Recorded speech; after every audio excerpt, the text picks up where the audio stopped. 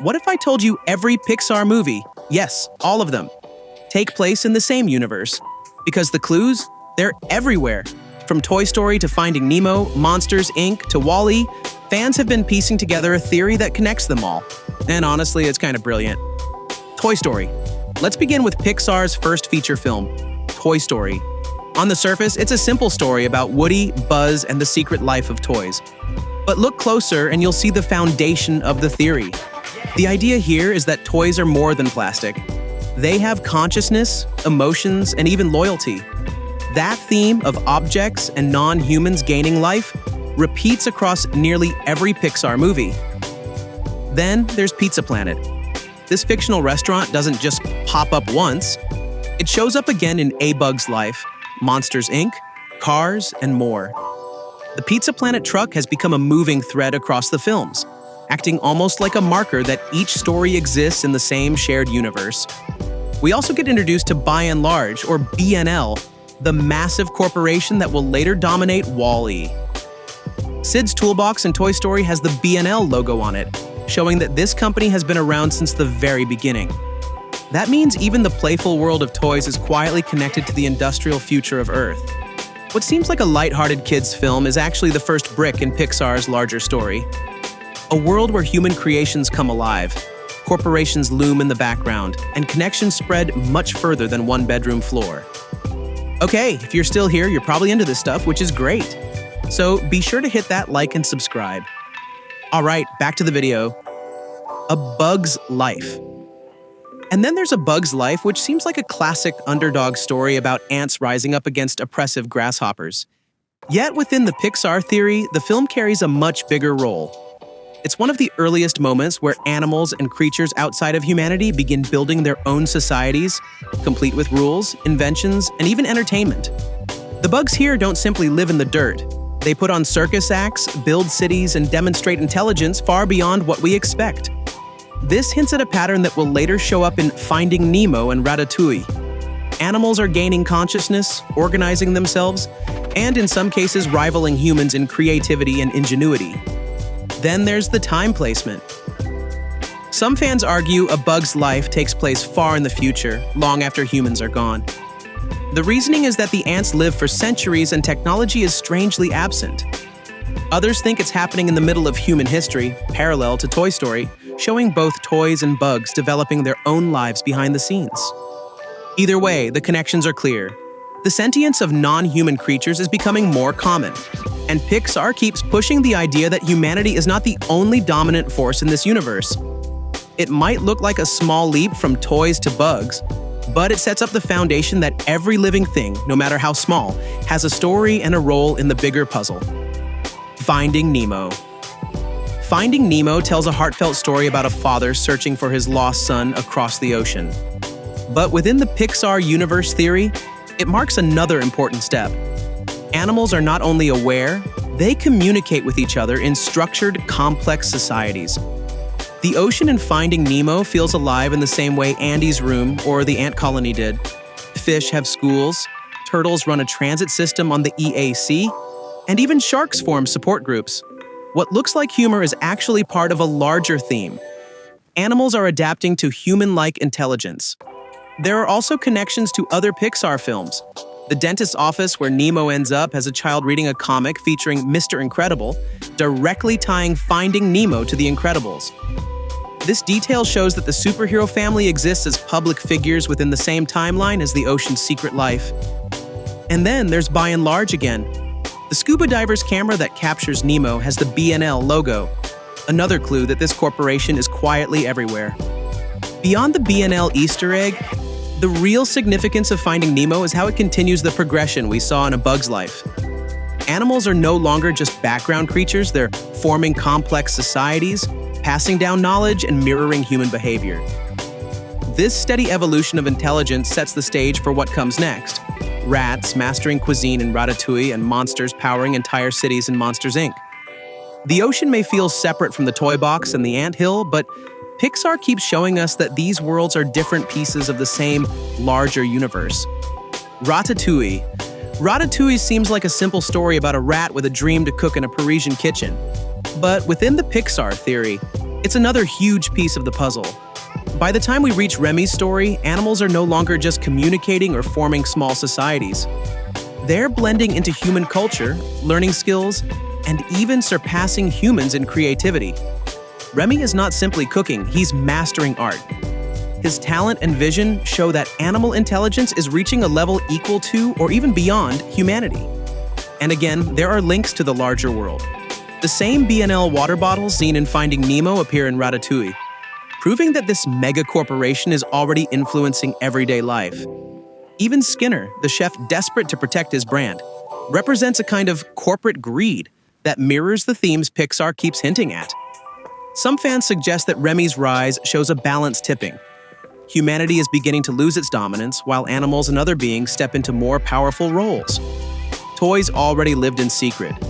Bugs built their colonies, fish built communities, and now rats are literally controlling human actions through food. It even sparks a playful question. If animals kept advancing, could this shift be part of why humans eventually disappeared by the time Cars takes place? It may seem like a light comedy, but within the Pixar timeline, Ratatouille pushes the idea that animals are gaining control, and humans are slipping into the background. Up? When Up begins, it looks like a deeply personal story about Carl, an old man fulfilling a promise to his late wife. But in the Pixar Universe theory, it represents another turning point. The most striking clue is the dogs. Through special collars, Doug and the other dogs can talk, think clearly, and even follow complex orders. This technology doesn't come out of nowhere.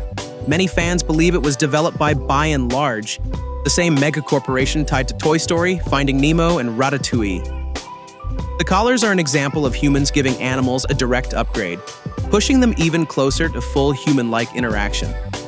Then there's Charles Muntz, the explorer who has lived far longer than expected.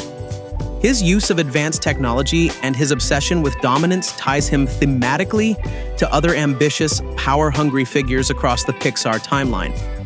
And let's not ignore the wilderness itself. The giant bird, Kevin, is another symbol of animal intelligence and uniqueness. She is not only rare but also resourceful, resisting capture and protecting her young. In the Pixar theory, Up shows us a world where humans are aging, fading, and clinging to the past, while animals, now enhanced by both nature and technology, are stepping into the spotlight. It is part of the slow shift where humanity becomes less central, and other forms of life begin to take control of the planet. Cars. Cars starts off like the odd one out in Pixar's catalog. There are no humans, no animals, only talking vehicles racing across highways and living in small towns. But in the theory, this movie actually makes sense as the next stage of evolution. The idea is simple. As humans fade away, their creations begin to take over. In Toy Story, we saw toys gaining life. In WALL-E, robots continue functioning without people. In Cars, machines have advanced to the point of becoming the dominant species. They build cities, run economies, and even experience emotions. The strangest part is how perfectly the world is designed for humans. Roads, gas stations, and motels are all built as if people still exist. Some fans argue that the Cars inherited these structures after humanity left Earth, adapting them for their own society. Others believe humans built machines so advanced that they eventually replaced their creators.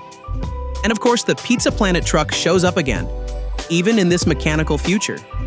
The same Easter egg threads continue, reminding us that these worlds are connected even when humans are nowhere in sight. So while Cars may look like a fun detour, in the Pixar timeline it represents a future where machines carry on Earth's culture after humanity has vanished. Monsters, Inc. At first, Monsters, Inc. looks like a world completely separate from the rest of Pixar. Monsters power their cities by collecting screams from children, and the human world only shows up in brief flashes. But in the theory, this is not a different universe at all, it's Earth, far in the future. The idea is that after humanity weakened in WALL-E, evolution continued. Animals and machines merged, mutated, and adapted into new life forms. Over countless generations, these hybrids became the monsters we see in Monsters, Inc. They live in cities, run corporations, and use advanced technology, but their origins trace back to Earth itself. Even the energy crisis mirrors earlier films. Just like humans in WALL-E relied on by and large, the monsters rely on children's screams. When that system begins to collapse, they're forced to adapt again, switching from fear to laughter. Survival, once more, depends on evolution and creativity. The doors also play a major role. They aren't just portals to other rooms, they're portals through time. Boo, the little girl who bonds with Sully, becomes important in the grand theory. Many fans believe Boo grows up to be the witch in Brave, using door magic to travel through time in her search for Sully. That connection ties the earliest film in Pixar's timeline, Brave, to one of the farthest in the future, Monsters, Inc. It creates a loop suggesting the Pixar universe is not a straight line, but a cycle, with magic, science, and evolution feeding into one another endlessly. WALL-E. WALL-E is about a lonely robot cleaning up Earth after humanity abandoned it. But in the Pixar Universe theory, this movie is the bridge that connects nearly everything. Here, by and large, finally takes center stage. The corporation that quietly appeared in Toy Story, Finding Nemo, and Ratatouille is revealed to have taken full control of society. Their greed, pollution, and overconsumption left the planet unlivable, forcing humans to escape into space. But while humanity floats away, the machines keep going. WALL-E shows us that even without humans, technology can evolve. WALL-E himself develops curiosity, empathy, and even love. The themes we first saw in toys, bugs, and rats now play out in robots, proving once again that creations can surpass their creators. This movie also explains the strange emptiness we see in Cars. If Earth was abandoned by humans, machines would have been left to carry on, building their own societies.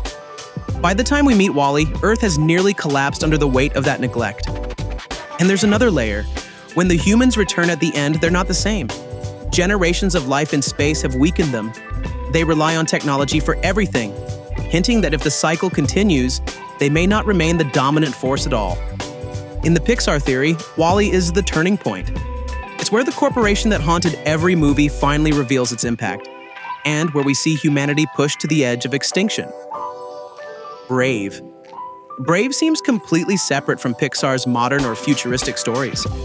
It is a medieval tale about Merida, a princess defying tradition, and the magical forces in her kingdom. But within the Pixar theory, this is where everything truly begins. Magic is the starting point of all the strange powers and consciousness we see later in the timeline. The witch in Brave demonstrates this most clearly. She disappears through doors, transforms people into animals, and creates spells that change the course of history. That magic, according to the theory, is the seed that eventually evolves into advanced technology, artificial intelligence, and the energy systems we see in Monsters, Inc. Then there is the twist many fans point to. The witch herself may actually be Boo from Monsters, Inc., grown older and still searching for Sully. The carving of Sully in her workshop and her obsession with doorways suggests she has mastered time travel, looping her back into the very origin of Pixar's world. This connection makes Brave both the beginning and the end of the timeline. The cycle starts with magic, evolves through animals, toys, and machines, and ends with monsters who rediscover the magic again. It is a full-circle story that ties every Pixar movie into one grand universe. What looks like a fantasy fairy tale is actually the backbone of the entire theory. Without Brave, the magic thread that binds Pixar's worlds together would not exist.